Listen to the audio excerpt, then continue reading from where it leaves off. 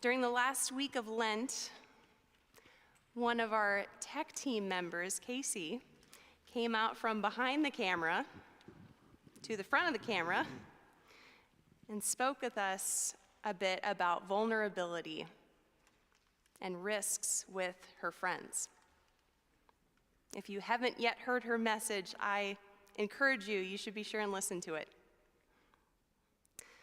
That next day, on Thursday of that week, I had the privilege of attending one of her track and field meets at Edmonds Woodway High School, just down the road here. And I saw her compete in the discus. Are there any discus throwers here by any chance? No? All right. Well, it was a lot of fun to watch her. And that day, she got a PR, a personal record. Wow. So it was really fun to be there that day and to watch her and to be inspired and to be encouraged. And it felt really good and really nostalgic for me personally to be at a track again. I was a track and field athlete myself in high school and college. So before I left, I couldn't help myself, and I had to go stop. What are you thinking, Mary? Mary's laughing up here. I couldn't help but stop and watch the competitors at one of my former events. Now, I didn't do discus like Casey, but I wonder if you can guess what field event I might have done. Oh, I didn't hear it. High jump. Yes, I did the high jump. So as I watched the athletes execute the Fosbury flop, that back-bending, arm-stretching technique that was actually made popular by a Portland native named Dick Fosbury, I felt my legs twitch as my body recalled how to do it. My initial backwards lean, the run, the arch, and the weightless flight. I'm not going to try to do it today. And I honestly don't know if I could even do it today. But I will never forget the feel of it. And I will also never forget coach after coach reminding me to focus on the most important part of the entire jump, the penultimate step. The penultimate step. Pastor Hector pointed out on Thursday of this week that I like bringing the ancient languages into my messages sometimes, and today is no exception. So penultimate comes from a Latin word. It comes from these two words, paine. Can you all say paine? Paine, which means almost, and ultimus. Ultimus, which means the last. So together we have penultimus,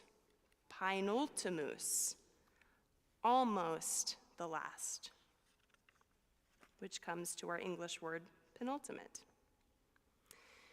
In the high jump, the penultimus, or penultimate step, is therefore the second to last step. When you've got this, let's see if I can remember how to do it. So you've got this second to last step before you go up over the bar. And that is the most crucial part of the entire feat. The penultimate step, the almost last step, is what carries all the power. It's what carries all the drive, all the impact, everything that will lead towards what is yet to come. It's what takes the momentum from the athlete's run, the energy, the exertion, the exhaustion, emphasis, burden, and weight that goes into the ground in that almost last step.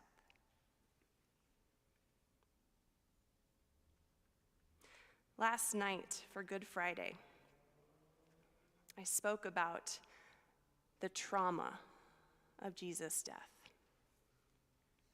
and the trauma that we have experienced in our own lives, maybe your own individual personal trauma, our collective trauma through shootings and car accidents and the pandemic.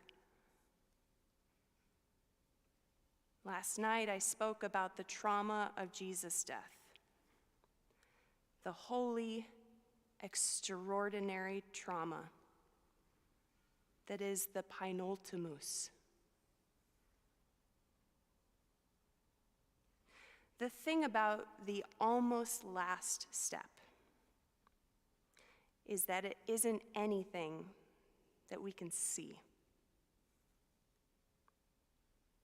When all that power and impact comes together and is held together, that exertion, that weight and burden that goes into the ground, into our bodies, into the deepest part of ourselves, we don't see it.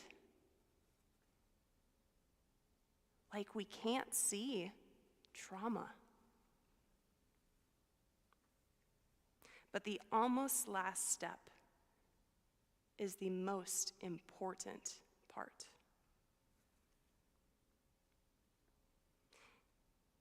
We've heard about it already tonight.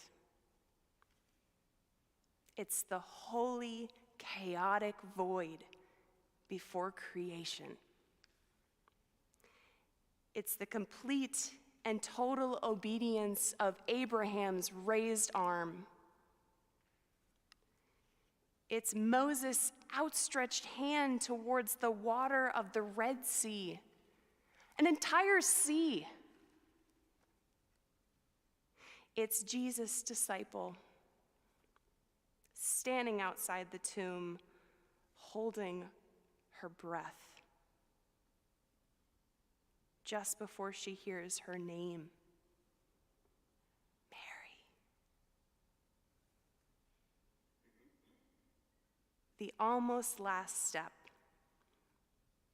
is something we do not see,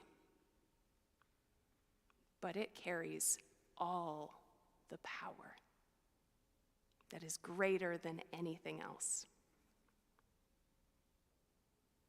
It carries the power of what lifts us, what propels us, ignites, and delivers us from the ground into the arm-stretching, body-raising liberation of resurrection.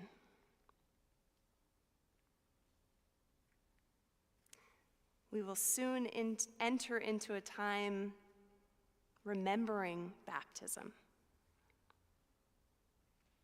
In baptism, in Lutheran theology, we say that our old self drowns.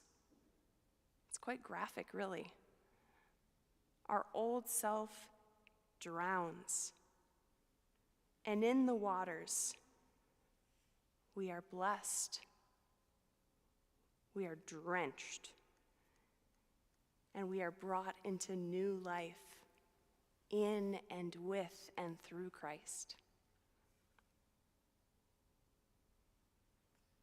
There was no one else in the tomb when Jesus left it. No one to see what happened in the ground and the almost last. But we hear witness to Jesus' resurrection. In the impending dawn, Mary was there, as if in flight, saying, "I have seen the Lord." Amen.